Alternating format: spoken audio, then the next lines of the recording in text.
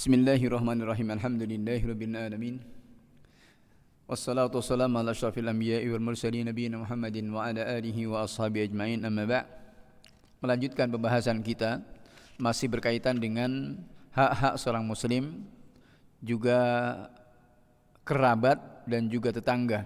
Kemarin kita bahas sampai pada permasalahan bagaimana semestinya seorang muslim sikap-sikapnya untuk mengawali dengan salam, kemudian juga untuk menjaga harga dirinya, dan juga agar senantiasa menjaganya, mengawasinya.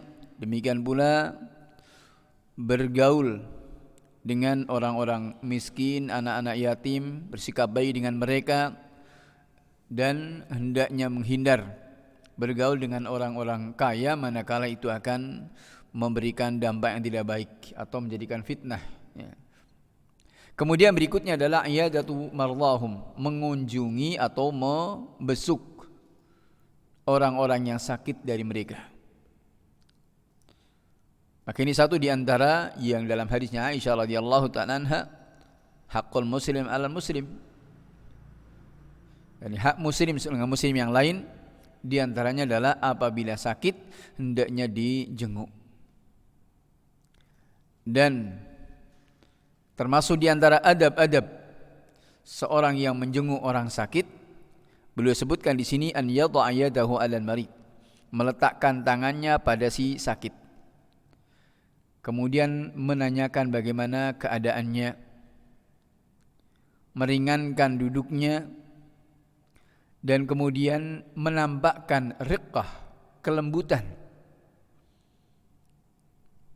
menampakkan kelembutan kepada si sakit. Kemudian mendoakan kesembuhan, mendoakan al-afiyah untuknya, dan juga hendaknya menahan pandangan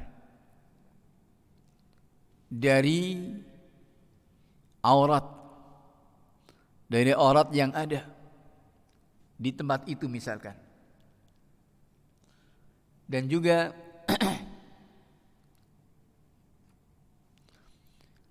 disunnahkan, maka ini bagi yang menjenguk, untuk menampakkan atau memberi semangat kepada si sakit, dihibur. Dan sebagaimana para salaf dahulu juga demikian.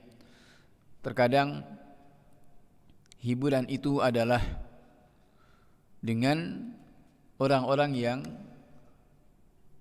lebih berat ujiannya, seperti kisah dari Urwah bin Zubair rahimahullahu ta'ala, merupakan satu di antara 7 fuqaha'us sab'ah, 7 ulama besar di masa tabi'in yang tinggal di Madinah, di mana disebutkan dalam biografinya beliau diundang oleh khalifah ketika itu ke Syam, ya. Kemudian beliau datang memenuhi undangan bersama dengan anaknya. Sampai di sana anaknya menunggang kuda, kemudian jatuh dan meninggal. Musibah pertama. Kemudian tidak berselang lama, beliau pun, Urwah bin Zubair Ibn al-Awwam, ini kemenakannya Aisyah dari putranya Asma bint Abi Bakar. Bapaknya adalah Zubair bin al-Awwam radhiyallahu ta'ala anhum jami'an. Ini kemudian tidak berselang lama kakinya sakit. Salah satu kakinya sakit, dan didatangkan tabib-tabib atau dokter-dokter pada masa itu dari khalifah. Semuanya sepakat pada kesimpulan kakinya harus diamputasi. Musibah lagi ini. Ini musibah, sudah datang jauh-jauh safar, ya, dalam keadaan tentunya juga orang namanya safar, meskipun di tempat yang enak tetap tidak nyaman, ya. Kemudian anaknya meninggal, beliau sendiri terkena penyakit yang namanya al-akilah.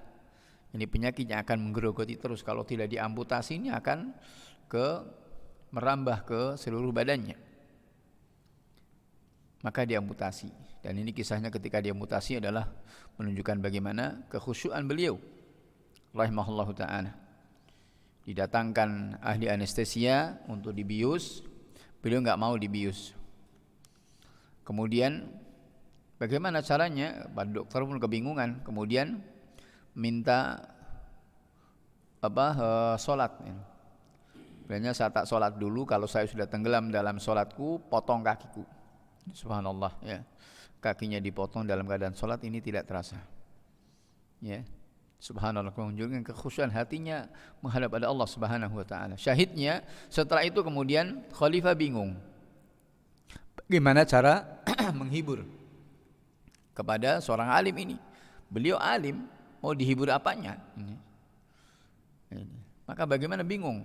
Mau mengatakan sabar seperti kita misalkan, ya ini kayak apa ya? Kayak dengan bahasa kita seperti menggarami air laut, ya. Ini ya. Artinya tahsilul hasil, ya. Tahsilul hasil. Ini menghasilkan apa yang sudah ada, apa artinya gitu ya. Ini, maka bingung juga. Kemudian tidak lama khalifah kedatangan tamu, serombongan yang datang kepada khalifah. Salah satu di antara mereka ada yang juga sama, kakinya patah. Maka kemudian ditanya apa sebabnya, kenapa patah seperti ini, sampai kemudian ya tamunya ini di antara mereka ini kemudian menceritakan. Dari situlah kemudian diminta untuk berkisah juga dengan Imam Urwah bin Zubair ini. Ini kisahnya juga lebih mengerikan juga. Lebih mengerikan juga dari kisah si tamunya khalifah ini juga yang satunya lagi. Maka terkadang seperti itu. Ini bagaimana menghibur. Meringankan, ternyata ada yang lebih berat ujiannya.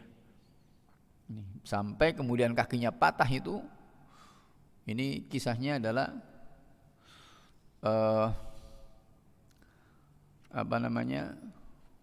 ketika bepergian bersama dengan keluarganya, kemudian tidak ada yang terselamatkan kecuali tinggal bayinya saja.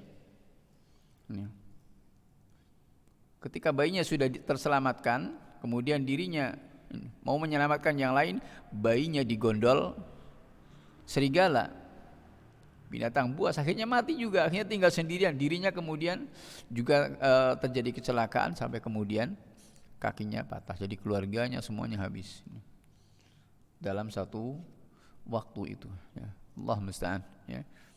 Maka ini adalah seperti itu para salaf, mereka menghibur, ya, ketika menjenguk orang yang sakit.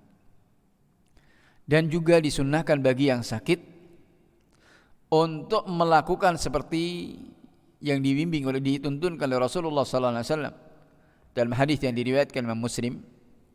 Ini hadisnya Utsman ibn Abil As radhiyallahu taala anhu, bahwa beliau mengadu kepada Rasulullah sallallahu alaihi wasallam akan sakitnya yang didapatkan di badannya semenjak masuk Islam.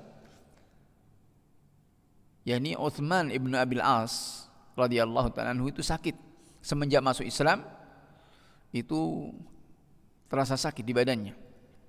Kemudian Nabi alaihi salatu wassalam mengatakan kepadanya, "Dha yadaka 'ala alladhi ya'lam min jasadik." Letakkan tanganmu di tempat di mana engkau merasakan sakit di badanmu. Waqul, kemudian bacalah Bismillahi thalathan. Ucapkan bismillah, bismillah, bismillah. Waqul sab'a marrat, dan bacalah 7 kali A'udzu bi'izzatillahi wa qudratihi min syarri ma ajidu wa uhadir. A'udzu bi'izzatillahi wa qudratihi min syarri ma ajidu wa uhadir.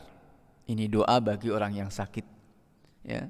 Doa bagi orang yang sakit untuk meletakkan tangannya di tempat di mana dia merasakan sakitnya. Mungkin di perutnya, mungkin di dengkulnya, mungkin di dadanya, mungkin di bagian mana dia merasa sakit. Pegang. Kemudian mengucapkan Bismillah 3 kali. Bismillah, Bismillah, Bismillah. Dan kemudian membacakan 7 kali. A'udzu bi'izzatillahi wa qudratihi min syarri ma ajidu wa uhadir.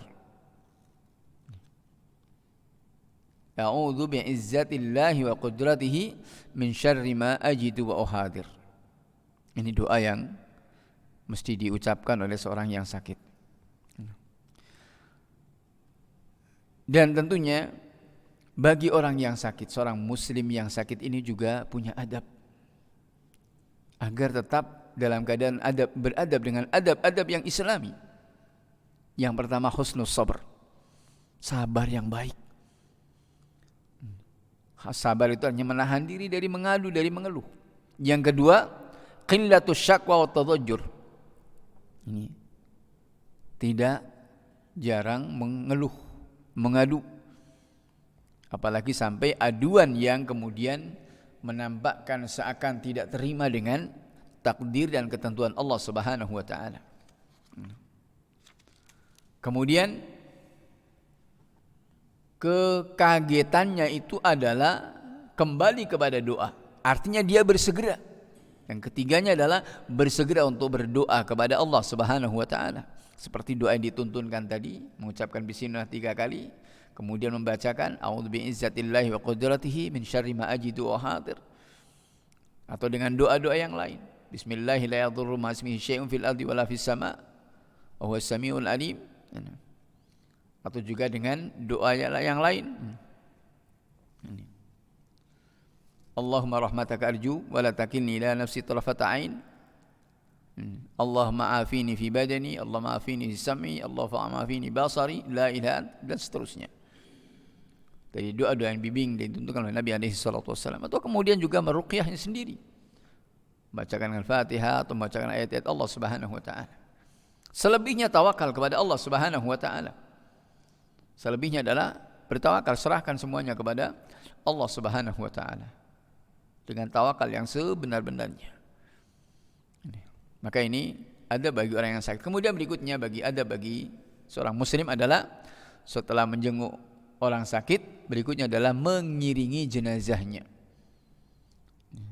Mengiringi jenazahnya dan juga menziarahi kubur-kubur kaum muslimin ini. Tentunya maksud daripada mengiringi ini adalah untuk memenuhi hak kaum muslimin. Sebagaimana hadisnya Aisyah itu. Wa idza marida fa'uduhu. Apabila sakit maka dijenguk, dan apabila meninggal maka diiringi jenazahnya. Sekaligus juga untuk kita mengambil ibrah, tentunya pelajaran dalam menghadiri jenazah ini ya. Dalam rangka ikut berbelasungkawa, namun juga adalah untuk kita mengambil ibrah bahwa kita akan seperti mereka yang sudah mendahului kita, seperti kawan kita yang sudah mendahului kita, untuk kita lebih zuhud dengan dunia dan juga menjadikan dunia adalah sebagai ladang untuk kita mendapatkan akhirat. Al-Imam Al-A'mash Sulaiman Nahran Al-Kahili rahimahullahu ta'ala, seorang atba'ut tabi'in, mengatakan kunna nakhdurul janaiz, kami menghadiri jenazah, pernah menghadiri jenazah. Fala nadri man nazil husnil qaum kullahum, kita tidak tahu,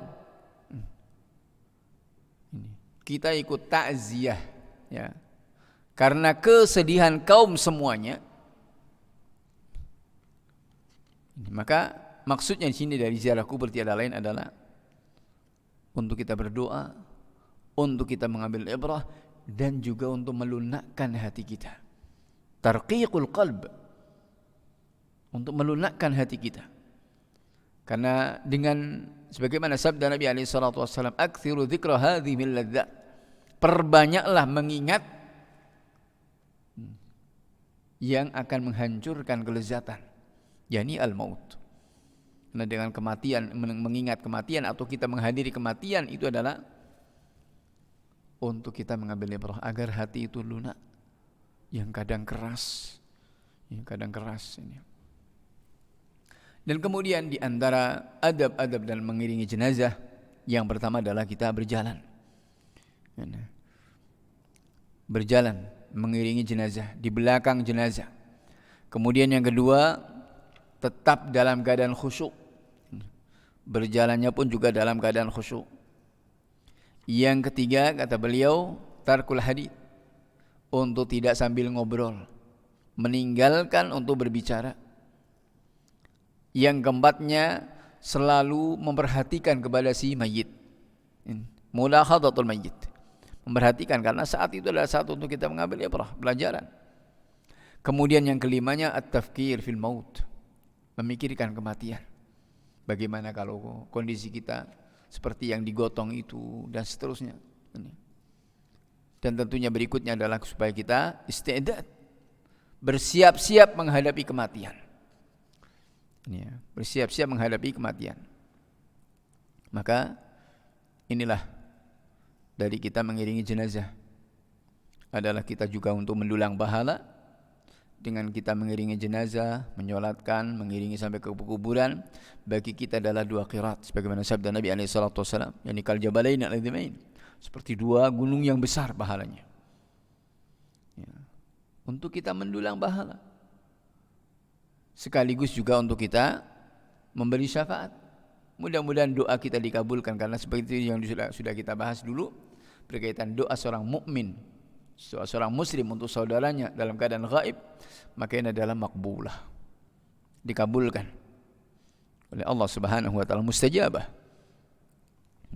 Dan yang ketiganya adalah untuk kita mengambil ibrah dan pelajaran dari menghadiri jenazah ini. Dan tentunya adalah agar juga diantaranya juga agar kita tadi memberi syafaat, ya, karena Rasulullah mengatakan tidaklah seorang jenazah yang disolatkan oleh 40 orang yang tidak menyekutukan Allah Subhanahu wa taala dengan sesuatu apapun, maka akan mendapatkan syafaat. Orang ini akan mendapatkan syafaatnya orang-orang yang bertauhid, maka doanya akan dikabulkan. Ini diantaranya. Kemudian hak berikutnya adalah berkaitan dengan hak tetangga, hukukul jar. Khonafidina jazakumullah wa rahimakum, bahwa tetangga itu, ketahuilah bahwa tetangga ini adalah memiliki hak yang lebih dari sekedar ukhuwah Islamiyah. Tetangga memiliki hak, yakni dia berhak mendapatkan semua hak yang itu merupakan hak setiap muslim, dan ada tambahannya.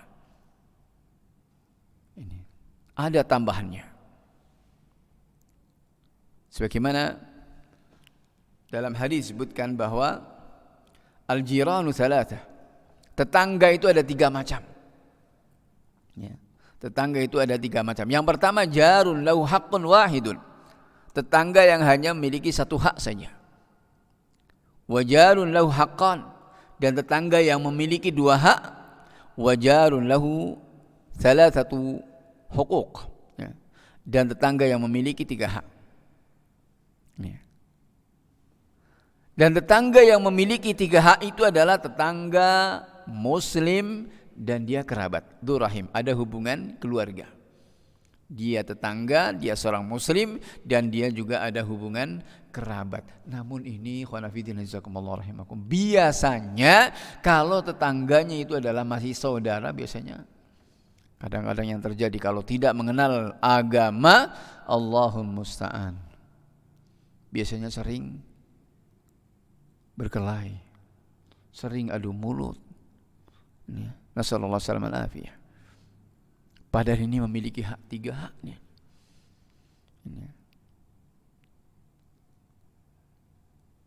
Hak muslim, hak tetangga, dan hak sebagai kerabat. Dan yang memiliki dua hak adalah dia sebagai tetangga dan dia seorang muslim. Hakul Islam dan hakul jiwar. Dan yang ketiga yang memiliki satu hak saja adalah seorang tetangga saja. Meskipun dia musyrik, meskipun dia kafir, masih ada hak sebagai tetangga. Dan Nabi alaihi salatu wassalam senantiasa mengatakan bahwasanya Jibril alaihi salam memberikan wasiat kepadanya, kepada Rasulullah SAW berkaitan dengan tetangga ini, sampai seakan-akan tetangga itu akan mendapatkan warisan. Saking besarnya. Dan dalam hal ini Al-Imam Al-Bukhari rahimahullahu ta'ala juga membawakan hadis-hadis yang banyak sekali di kitabnya Al-Adabul Mufrad berkaitan dengan hak-hak tiga tetangga ini, hak hukukul jiwar. Dan Nabi SAW mengingatkan, memberikan warning, berikan ancaman-ancaman bagi yang mengganggu kepada tetangganya. Mengatakan wallahi la yu'min, wallahi la yu'min, wallahi la yu'min. Demi Allah dia tidak beriman, demi Allah dia tidak beriman, demi Allah tidak beriman. Man ya Rasulullah, kata para sahabat. Siapa ya Rasulullah yang tidak beriman? Alladzi la ya'manu jarahu bawa'iqah. Orang yang tetangganya itu tidak aman dari gangguannya. Maka ini orang bukan orang yang beriman. Bukan orang yang beriman, dinafikan keimanannya oleh Rasulullah sallallahu alaihi wasallam. Dan dalam riwayat yang lain Rasulullah mengatakan bahwa man kana yu'minu billahi wal yawmil akhir falyukrim jarahu. Siapa yang beriman kepada Allah dan hari akhirat, maka hendaknya memuliakan tetangganya. Maka ini adalah memuliakan tetangga, menghormati kepada tetangga adalah bagian dari iman. Merupakan satu cabang di antara cabang iman.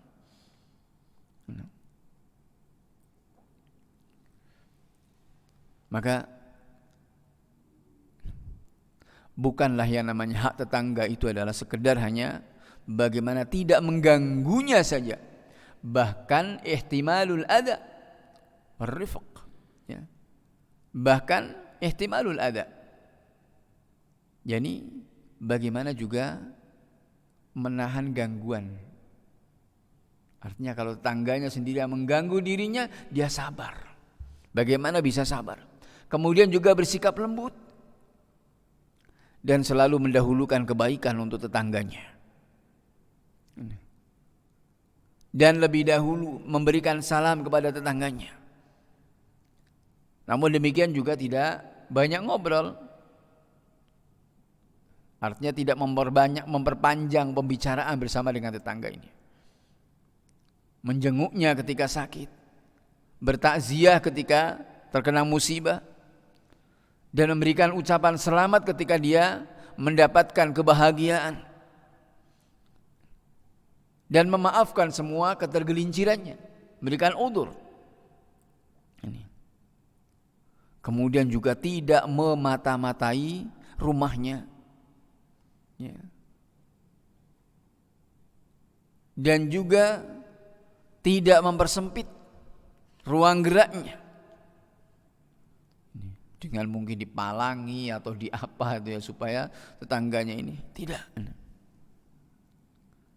Ini juga bahkan beliau mengatakan wala fi sabbil ma fi mizabihi, yakni tidak menuangkan air di talangnya, ya, sampai masalah ini, ya, tidak menuangkan air di talangnya. Ini. Atau juga tidak melemparkan debu di halamannya misalkan. Kemudian juga tidak mengikuti pandangannya yang kemudian membawa ke rumahnya, menutup apa yang tersingkap dari auratnya.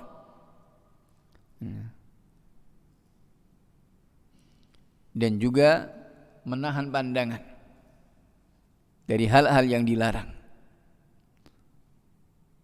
Demikian pula termasuk dari hak tetangga adalah memperhatikan kebutuhannya manakala dia memang orang membutuhkan,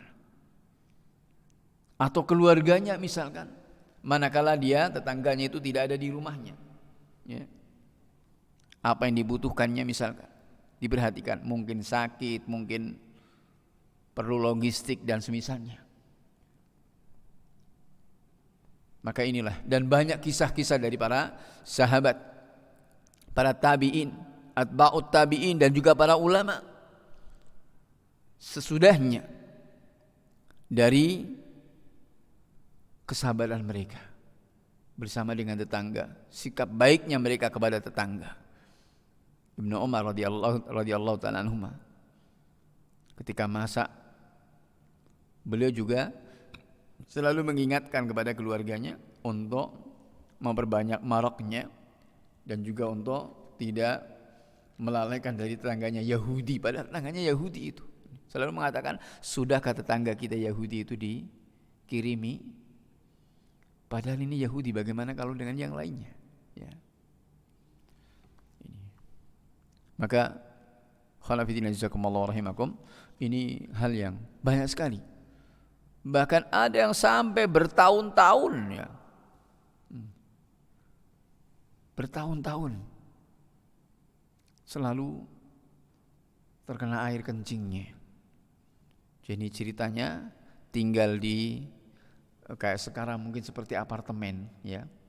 Apartemen itu kan bertingkat-tingkat, ya. Nah, ini tinggal di bawah, di atasnya adalah seorang Nasrani, ya. Tetangganya Nasrani.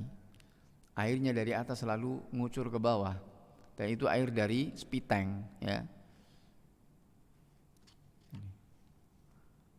Maka sampai bertahun-tahun, sampai tetangganya kemudian, dan itu menyebabkan masuk Islamnya. Menyebabkan masuk Islamnya. Karena si muslim ini, ulama kita adalah bersabar dengan itu. Maka inilah bagaimana hak seorang tetangga. Dalam hal ini sekali lagi juga Imam Al-Bukhari rahimahullahu ta'ala juga membawakan banyak riwayat di Adabul Mufrad berkaitan dengan hak-hak kepada tetangga.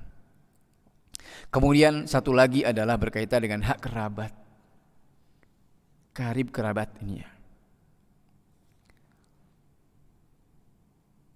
Di mana Nabi alaihi salatu wasallam dalam hadis dari riwayatnya Aisyah radhiyallahu ta'ala anha, bahwa Nabi sallallahu alaihi wasallam telah bersabda, "Ar-rahim mu'allaqatun bil arsy." Rahim itu adalah menggantung di arsy. Taqul, dan mengatakan, "Man wasalani wasalahullah." Rahim itu mengatakan, siapa menyambungku maka Allah akan menyambungnya. Wa man qata'ani qata'ahullah. Siapa yang memutuskan aku maka Allah akan memutuskannya. Ya. Kemudian juga dalam hadis yang diriwayatkan Imam Bukhari, Rasulullah mengatakan, laisal wasilu bil mukafi. Bukanlah orang yang menyambung itu adalah orang yang mukafi, artinya timbal balik, dikunjungi ikut mengunjungi, diberi baru kemudian ikut. Bukan itu. Walakinal wasil, yang namanya orang menyambung itu adalah alladzi idza quti'at rahimuh wasalah. Orang yang apabila diputus hubungan kerabat, hubungan rahimnya, dia selalu menyambungnya. Dan ini Allah Subhanahu wa taala puji di surat Ar-Ra'd, ya. Alladzina yasiluna ma amara Allah bi ayyusal. Orang-orang yang menyambung apa yang Allah perintahkan untuk menyambungnya. Dan ini dalam hal ini juga berkaitan dengan kerabat, hak-hak kerabat, keluarga. Al-Imam Al-Bukhari juga membawakan riwayat yang banyak. Satu di antaranya adalah hadis yang diriwayatkan Imam Muslim, di mana ada seorang sahabat datang kepada Nabi alaihi salatu wasallam kemudian mengatakan, "Ya Rasulullah, inna li qarabatun asiluhum ma yaqta'uni." Wahai Rasulullah, aku ini punya kerabat yang aku menyambung mereka dan mereka selalu memutuskanku. Wa usinu ilaihim wa yusi'un wa yusu'un ilai wa yusi'una ilai. Aku selalu berbuat baik kepada mereka, namun mereka selalu berbuat keburukan kepadaku. Dan aku pun tabah, sabar apabila mereka membodoh-bodohiku, melecehkanku. Apa kata Nabi alaihi salatu wasallam? La in kunta kama qult faka'annama tusifuhumul mul au mal, ya, tusifuhumul mal. Jika benar seperti apa yang kau katakan, maka seakan engkau menebarkan kepada mereka abu, ya. Seperti menebarkan abu. Dan kemudian Nabi mengatakan wala yazalu ma'aka minallahi dhahirun alaihim ma dumta ala dzalik. Senantiasa bersamamu ada penolong dari Allah Subhanahu wa taala selagi engkau berbuat demikian. Artinya jangan putus asa. Jangan ngeluh kalau Allah Subhanahu wa taala pasti akan menolongnya. Bahwa orang bersikap seperti itu selalu ditolong oleh Allah Subhanahu wa taala.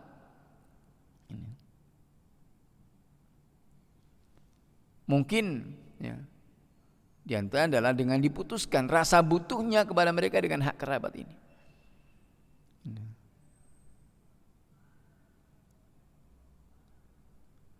Seperti tadi diibaratkan adalah seperti melempar ramad.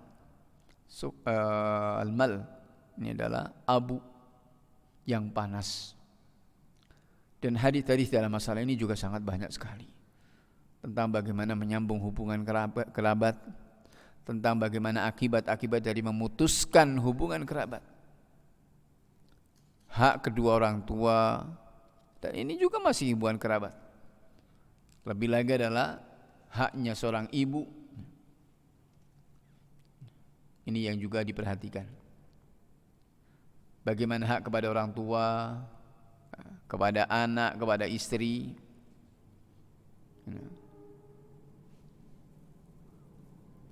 Maka ini juga bagaimana semestinya juga memberikan hak-hak kepada anak untuk kemudian mendidiknya, membesarkannya, mendidiknya, memberikan ta'dib, memberikan pelajaran agar senantiasa terjaga dalam fitrahnya dan agar senantiasa terjaga jangan sampai kemudian menjadi bahan bakar api neraka sebagaimana firman Allah Subhanahu wa taala qu anfusakum wa ahlikum nar. Jaga dirimu dan keluargamu dari api neraka. Artinya ajari mereka. Kata para mufassirin, qu anfusakum wa ahlikum nar, ini maknanya adalah allimuhum. Ajari mereka, wa'adibuhum, berikan adab, ditakdib, dididik dengan adab, dengan akhlak yang baik. Dan juga Nabi SAW, hadis yang juga dibawakan oleh Syekh Sa'di dalam Bahjat Qulubil Abrar, mengatakan ma nahala walidun waladahu ahsanu min adabin hasan. Tidak ada pemberian seorang bapak kepada anaknya daripada adab yang lebih baik daripada adab yang baik. Tidak ada pemberian seorang bapak yang paling utama, paling afdal, paling baik terhadap anaknya daripada adab yang hasan. Maka ini pemberian yang paling baik. Maka selayaknya tentunya adalah orang tua untuk bersikap baik kepada anak, memberikan nama yang baik, ya. Kemudian juga mengakikoinya. Kalau sudah 7 tahun diperintahkan untuk sholat. Kalau sudah dewasa, sudah balik, ya, maka juga dinikahkan. Setelah dinikahkan bukan selalu diperhatikan. Sebagaimana Nabi SAW juga demikian kepada putrinya. Meskipun sudah menikah, sebagaimana hadis yang sudah kita bahas, ya. Mereka juga Rasulullah SAW memberikan contoh teladan, tetap diperhatikan. Ini ya. Bagaimana sikap yang baik kepada anak.